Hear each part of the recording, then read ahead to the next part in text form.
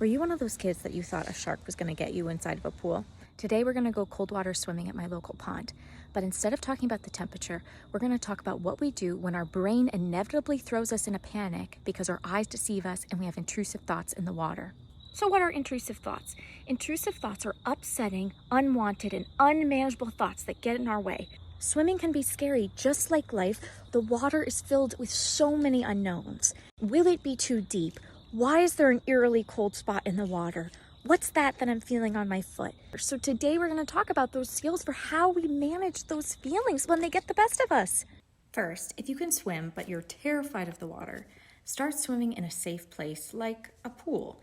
I know it sounds basic, but if I could train myself to feel resilient in the water when I limit the factors that scare me, such as shadows, animals, lack of lifeguards, then I can build up my overall confidence in the water.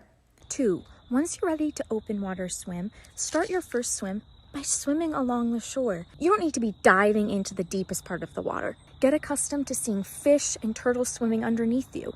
Sometimes what I try to do to help avoid getting too scared in the water is if I start to feel spooked, I'll sit with that feeling of being spooked without changing my pace at all for about 30 seconds. If I'm still feeling spooked and feel like I'm in danger, then I'll speed up my pace. But most of the time, after 30 seconds, that feeling is gone.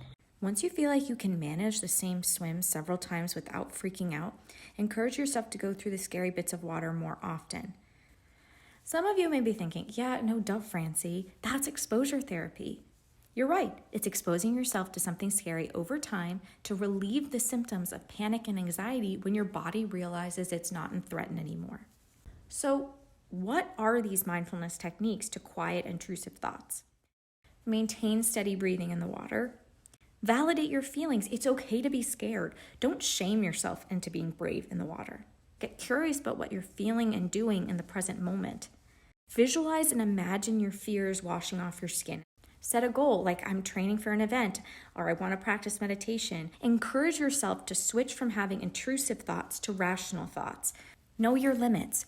Don't base your progress on others or unrealistic standards for yourself. And if you want to get more significant and technical support on managing intrusive thoughts, research different therapeutic styles that fit you and seek qualified mental health practitioners working in the field.